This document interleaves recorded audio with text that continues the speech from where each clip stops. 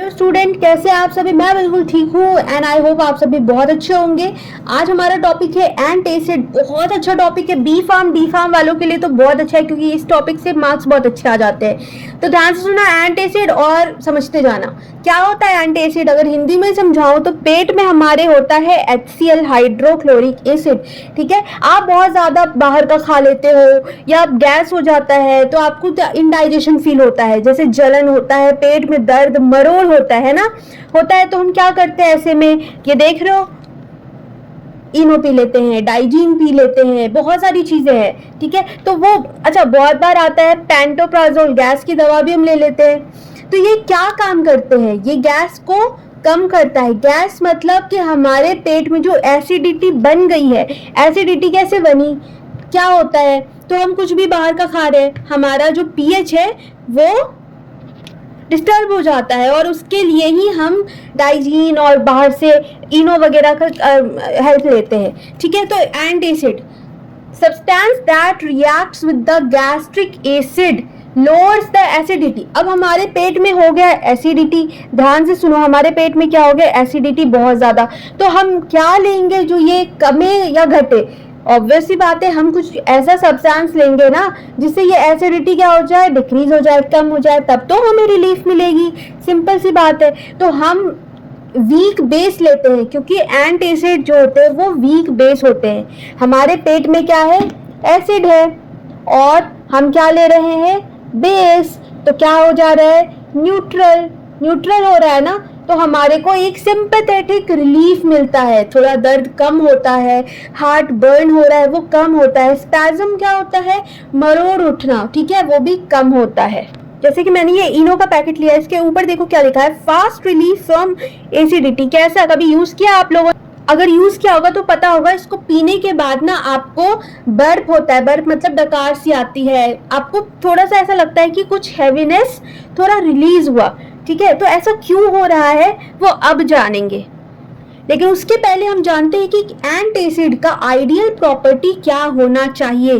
तो भाई सबसे पहले कि ये कार्बन डाइऑक्साइड को प्रोड्यूस ना करे। जब हम कार्बन डाइऑक्साइड, अब सपोज कि आप कोका कोला पी लेते हो, एसिडिटी होती है, लोग कहते हैं P low Sprite, P low ठीक हो जाओगे, ऐसा कुछ नहीं होता क्योंकि वो सारे कार्बोनेटेड ड्रिंक होते हैं, वो आपकी एसिडिटी को बढ़ाते हैं ना कि घटाते हैं। क्लियर है। तो आप कभी भी अगर आपको एसिडिटी हो ना तो कोक और ये सब कार्बोनेटेड ड्रिंक को मत यूज करना, क्योंकि इसमें क्या होता है, एंटासिड का बेसिकली काम है कि ये कार्बन डाइऑक्साइड को लिबरेट नहीं करता है। ठीक है, अगर कार्बन डाइऑक्साइड उसमें से प्रोड्यूस होने लगा तो हमारी जो एसिडिटी है वो बढ़ के हाइपर एसिडिटी हो जाएगी। और हाइपर आप सब जानते हो कि जब बहुत भयानक या बहुत ज्यादा हो जाता है तो हम उसको हाइपर कहते हैं, है ना। तो एक ये चीज है। दूसरा कि हमारा फूड का एब्जॉर्प्शन जो होता है उससे एंटासिड को कोई लेना देना नहीं है, उससे इसको इंटरफेयर करने का ही नहीं है। क्यों इंटरफेयर करेगा, उसका काम है आपको पेट में जो वीक बेसिस जा रहे हैं और आपकी एसिडिटी कम करने का है, ना कि एब्जॉर्प्शन से उसका कोई लेना देना है। पैलेटेबल होना चाहिए। पैलेटेबल मतलब कि आप जब जबान पर उसको रख रहे हो, मतलब मान लो कि कोई एक एंटासिड लिया आपने तो वो आपके टंग को, आपको इरिटेट ना करे, आपको खराब ना लगे। पैलेटेबल हो मतलब वो स्वाद उसका भी सही होना चाहिए। और इनएक्सपेंसिव। इनएक्सपेंसिव क्या होता है, बहुत ज्यादा कॉस्टली नहीं, क्योंकि अगर कॉस्टली होगा तो हर कोई, यार आजकल ना एसिडिटी प्रॉब्लम हर किसी को है, हर दूसरे बंदे को एसिडिटी प्रॉब्लम है। अगर शैशे मान लो कि मैं 5 रुपए में ला रही हूँ, अगर ये 250 का होता, मैं अफोर्ड कर पाती नहीं, बहुत दिक्कतें होती। तो ये इनएक्सपेंसिव होनी चाहिए, चीप रेट में आपको मिल जानी चाहिए। ठीक है, इसका बफर मतलब जो पीएच रेंज होता है, पीएच क्या होता है, पोटेंशियल ऑफ हाइड्रोजन। ठीक है, तो पीएच कितना होना चाहिए, 4 to 5 के बीच का रेंज होना चाहिए। अच्छा, इसको खाने के बाद ये लैक्सेटिव प्रॉपर्टी ना शो करे। No laxative, no constipation. मतलब लैक्सेटिव क्या होता है पता है आपको, लैक्सेटिव वो सब्सटेंस होता है जिसको खाने के बाद आपका जो स्टूल है पेट में वो क्लियर निकल पाए, मतलब जो पॉटी होती है वो अच्छे से निकल पाए। जैसे कि इस सब गोल होता है वो खाने के बाद होता है ना, थोड़ा आपको स्मूथ वो निकलता है, लेकिन लैक्सेटिव का भी वो काम नहीं करना चाहिए, और ऐसा नहीं है कि हम एंटासिड ले रहे और हमें कॉन्स्टिपेशन हो गया। दोनों प्रॉपर्टी नहीं होनी चाहिए इसके अंदर, ठीक है। ना तो ये लैक्सेटिव होना चाहिए, ना तो इसके वजह से कॉन्स्टिपेशन हो, ठीक है। अच्छा, ये जो एंटासिड है हमेशा फास्ट एक्टिंग हो।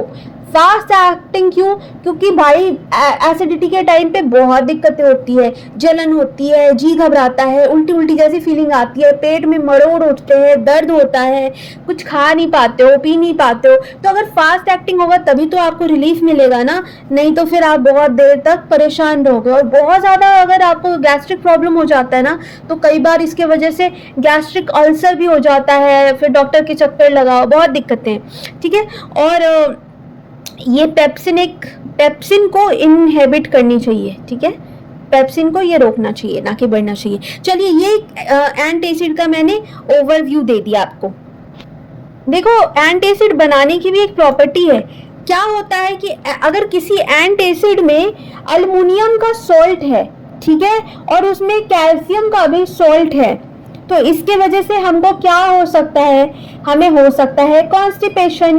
और कॉन्स्टिपेशन क्या होता है? जब स्टूल नहीं आता है बहुत दिन तक या बहुत टाइम तक, आपको जो आपकी स्टूल है वो नहीं निकल पाती है, एक्सक्रीट आउट आप नहीं कर पाते हो, उसके वजह से पेट में दर्द भी होता है, ठीक है।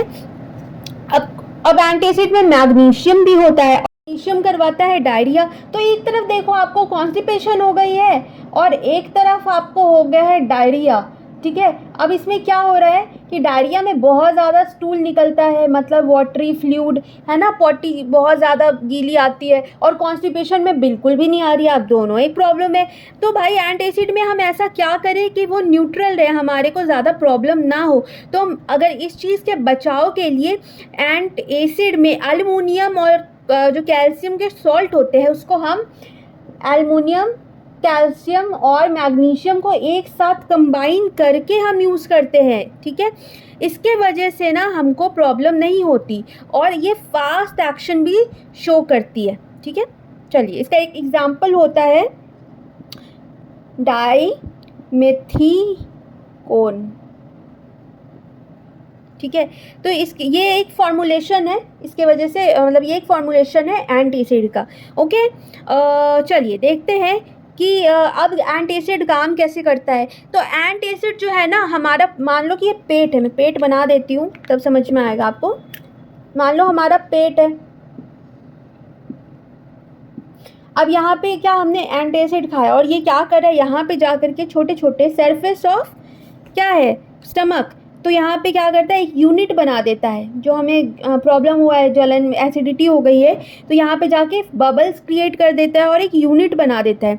और ये क्या होता है, बेल्चिंग के थ्रू, मतलब हमारे थ्रोट से, आपको सिंपल भाषा में बोलूँ तो डकार के थ्रू ये बाहर आने की कोशिश करता है। ये एयर बबल्स बन जाते हैं जो कि डकार के थ्रू बाहर आने की कोशिश करता है। और बहुत बार आप ऐसे करते हो, आपको रिलैक्स फील होता है, ठीक है। इसमें क्या होता है ना, बहुत बारी CO2 जो हमारे पेट में कार्बन डाइऑक्साइड वो भी निकल जाता है और आपको बहुत ही आराम मिलता है। कहाँ? आपको इससे सिंपैथेटिक रिलीफ मिलता है, बहुत ही बेहतरीन आराम मिलता है। तो एंटासिड है ही बेहतरीन चीज़ और हर घर में एंटासिड का यूज़ हो रहा है, ठीक है। जैसे अल्युमिनियम और हाइड्रोक्साइड जेल, ये सब आप देखोगे डाइजीन लिक्विड आते हैं ना, उसका फॉर्मूलेशन है। तो मैं बता रही हूँ, कोई भी मेडिसिन आप लाओ ना घर में, एक बार इसको देखो कि उसकी फॉर्मूलेशन क्या है, सॉल्ट क्या है, उससे क्या होगा ना, आपको रिमेंबर रहेगा और आपके फ्यूचर, क्योंकि यू ऑल आर फार्मासिस्ट, बहुत ही हेल्प मिलेगी। चलिए आगे बढ़ते हैं। अल्युमिनियम हाइड्रोक्साइड जेल के बारे में पढ़ेंगे और उसके बाद हम पढ़ेंगे टेस्ट ऑफ प्योरिटी, उसका देख लेंगे थोड़ा बहुत। मैग्नीशियम हाइड्रोक्साइड, जिसको हम मिल्क ऑफ मैग्नीशिया कहते हैं, वो भी देखेंगे। तो एक काम करते हैं, क्योंकि ये टॉपिक 2 टॉपिक में है, मैं इसके अलग सेपरेट क्लास ले लेती हूँ। एक एंटासिड का मैंने ओवरव्यू बता दिया है, तो आज के लिए इतना ही रखते हैं। फिर नेक्स्ट क्लास में हम देखेंगे अल्युमिनियम हाइड्रोक्साइड। वीडियो को फटाफट लाइक कर देना और आ जाओ नेक्स्ट वीडियो में देखते हैं क्या होता है। चलो।